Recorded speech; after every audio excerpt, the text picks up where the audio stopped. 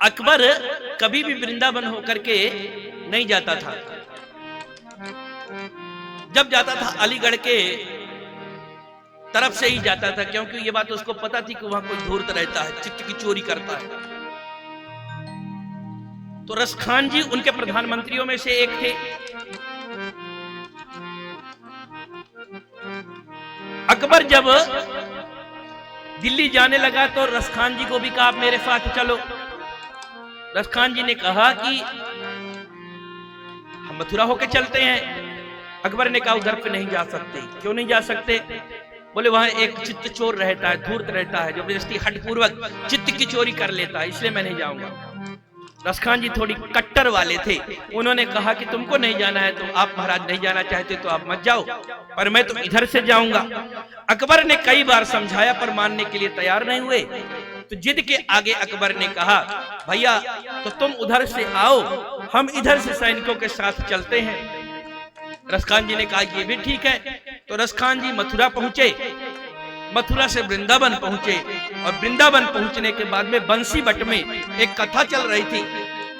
और जब कथा चल रही थी तो कथा के मध्य में जो व्यासपीठ पर महाराज बैठे थे वो भगवान की सुंदर सुंदरता का वर्णन कर रहे थे। ब्रजमंडल में किस तरह से कन्हैया विहार कर रहे थे उसी का वर्णन कर रहे थे।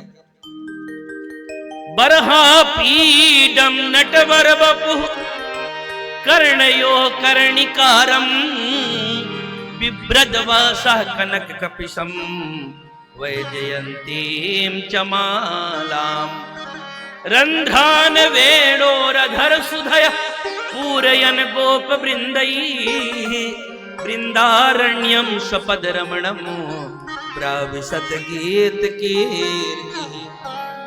अहो देखो आज कन्हैया ने कैसा सुंदर अपना श्रृंगार किया है। उनकी सुंदर घुघराली अलका बलियां है, कानों में कनेल का फूल का कुंडल पहन के रखा है, गले में कौस्तुभ मणि का माला पहन के रखा हुआ है, पीतांबर धारण करके रखा हुआ है, बलदाऊ भैया ने नीलांबर धारण करके रखा हुआ है, ग्वाल बाल चारों तरफ से उनको घेर करके रखे हैं। अपनी आराध्या देवी गौ माता को गौचारण करने के लिए जा रहे हैं, इसलिए पद में पदत्राण नहीं पहना है, खड़ाऊ इत्यादि को नहीं पहन करके रखा है।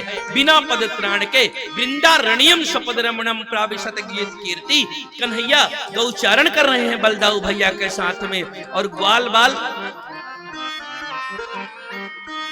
उनकी यश कीर्ति का गान कर रहे हैं।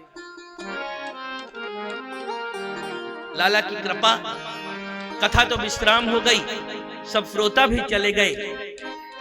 रसखान जी बट वृक्ष के नीचे बैठे थे टिक करके, आंखें खुली हैं, आंखों से झरझर अश्रु बह रहे हैं, और उनके नेत्रों के सामने गौचारण करते हुए कन्हैया की छवि सामने दिखाई पड़ने लगी।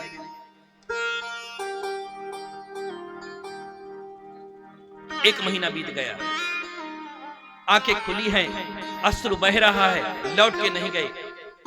अकबर ने सेवकों को बुला करके कहा रसखान जी आए नहीं, कोई अता पता बोले कुछ सूचना नहीं मिली। तो अपने सेवकों को भेजा, जा करके देखो कहीं छलिया के चक्कर में तो नहीं फंस गए।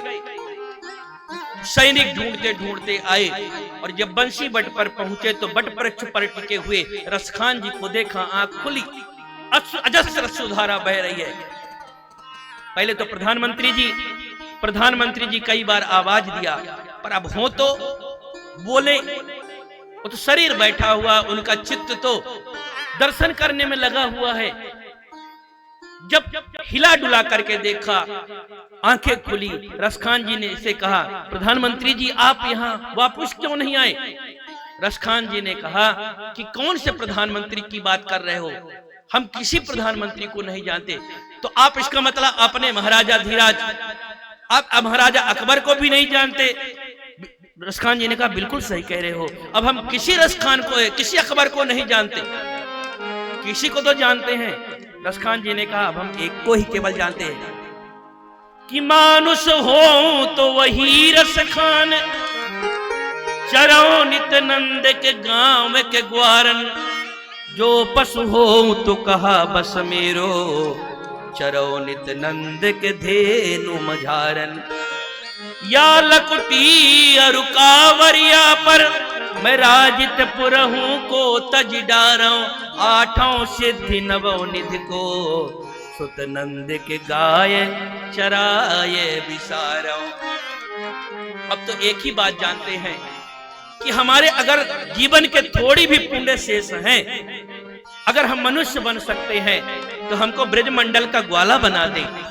पुण्य कम है तो नंद बाबा के गौशाला की गाय बन जाएं, और पुण्य कम है तो वृंदावने किमपि गुल्मलता औषधि नाम, वृंदावन में वृक्ष बन जाएं। पर इस काले कलूटे छलिया के इस छवि पर आठों सिद्धियों को, नवो निधियों को सब हम न्यूछावर करते हैं। इसके बिना हमारे पास और कुछ नहीं है।